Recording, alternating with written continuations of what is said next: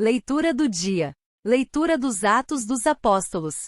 Naqueles dias, um anjo do Senhor falou a Felipe, dizendo: Prepara-te e vai para o sul, no caminho que desce de Jerusalém a Gaza. O caminho é deserto. Felipe levantou-se e foi. Nisso apareceu um eunuco etíope, ministro de Candace, rainha da Etiópia, e administrador-geral do seu tesouro, que tinha ido em peregrinação a Jerusalém. Ele estava voltando para casa e vinha sentado no seu carro, lendo o profeta Isaías. Então o Espírito disse a Felipe: Aproxima-te desse carro e acompanha-o. Felipe correu, ouviu o eunuco ler o profeta Isaías e perguntou: Tu compreendes o que estás lendo? O eunuco respondeu: Como posso se ninguém o explica?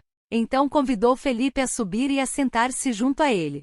A passagem da escritura que o eunuco estava lendo era esta: Ele foi levado como ovelha ao matadouro, e qual um cordeiro diante do seu tosqueador, ele emudeceu e não abriu a boca. Eles o humilharam e lhe negaram justiça, e seus descendentes, quem os poderá enumerar? Pois sua vida foi arrancada da terra. E o eunuco disse a Felipe: Peço que me expliques de quem o profeta está dizendo isso. Ele fala de si mesmo, ou se refere a algum outro? Então Felipe começou a falar e, partindo dessa passagem da Escritura, anunciou Jesus ao eunuco. Eles prosseguiam o caminho e chegaram a um lugar onde havia água.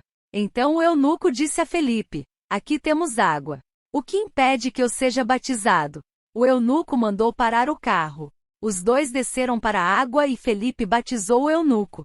Quando saíram da água, o Espírito do Senhor arrebatou a Felipe. O eunuco não o viu mais e prosseguiu sua viagem, cheio de alegria.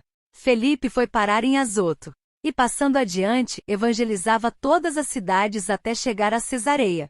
Evangelho do dia. Proclamação do Evangelho de Jesus Cristo segundo João. Naquele tempo disse Jesus à multidão: Ninguém pode vir a mim, se o Pai que me enviou não o atrai. E eu o ressuscitarei no último dia. Está escrito nos profetas: Todos serão discípulos de Deus. Ora, todo aquele que escutou o Pai e por ele foi instruído, vem a mim. Não que alguém já tenha visto o Pai. Só aquele que vem de junto de Deus viu o Pai. Em verdade vos digo, quem crê possui a vida eterna. Eu sou o pão da vida. Os vossos pais comeram o maná no deserto e, no entanto, morreram. Eis aqui o pão que desce do céu. Quem dele comer, nunca morrerá. Eu sou o pão vivo descido do céu. Quem comer deste pão viverá eternamente. E o pão que eu darei é a minha carne dada para a vida do mundo. Palavras do Santo Padre. Jesus recorda-nos que o verdadeiro significado da nossa existência terrena consiste no fim, na eternidade, consiste no encontro com Ele, que é dom e doador, e recorda-nos também que a história humana com os seus sofrimentos e as suas alegrias deve ser considerada no horizonte de eternidade, ou seja, no horizonte do encontro definitivo com Ele. E este encontro ilumina todos os dias da nossa vida. Se pensarmos neste encontro, neste grande dom, os pequenos dons da vida, também os sofrimentos, as preocupações serão iluminadas pela esperança deste encontro. Eu sou o pão da vida. Quem vem a mim não terá mais fome, e quem crê em mim nunca mais terá sede. E esta é uma referência à Eucaristia, o maior dom que sacia a alma e o corpo. Encontrar e acolher Jesus, pão de vida, em nós, confere significado e dá esperança ao caminho muitas vezes sinuoso da vida.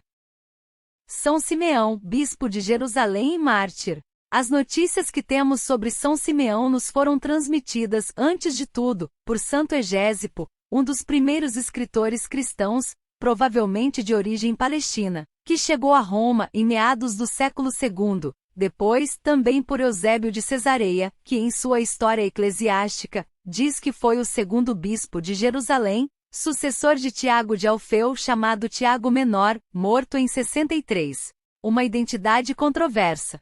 São discordantes as origens de São Simeão, que, segundo a tradição, teve uma vida muito longa, chegando a 120 anos de idade. Alguns dizem que era um dos 70 discípulos de Jesus, cujo nome não é citado no Evangelho de Lucas. Ele era um dos 2 discípulos que encontrou o Senhor a caminho de Emaús, sem o reconhecer logo. Segundo outras fontes, ele era filho de um destes 2, ou seja, de Cleofas. Segundo outros, enfim, também seria um parente próximo de Jesus, tanto que Eusébio de Cesareia o menciona como primo do Salvador, episcopado e martírio.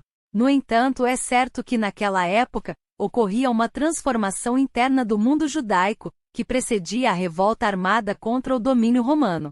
Após a morte de Tiago, o justo primeiro bispo de Jerusalém, Simeão foi designado, por unanimidade, como seu sucessor e novo guia da comunidade cristã de Jerusalém, a única composta só por judeus. Depois da destruição da cidade santa e do Templo de Jerusalém, esta comunidade foi obrigada a migrar e a encontrar refúgio do outro lado do Rio Jordão, em Petra na Pereia. No ano 98, o espanhol Ulpio Trajano tornou-se imperador, que apesar de considerar os cristãos um perigo para o Estado, proibiu as perseguições. No entanto, Simeão, denunciado por proselitismo, foi submetido à tortura por muitos dias até morrer na cruz como Jesus. Santa Zita, Virgem de Lucca. Zita nasceu em uma família pobre. Aos 12 anos, foi prestar serviço à nobre família Fatinelli em Lucca, onde sofreu assédio dos outros servos, mas sempre com um sorriso nos lábios e pronta à caridade com os indigentes. A família reconheceu seus talentos e lhe confiou a casa, até a sua morte, em 1278.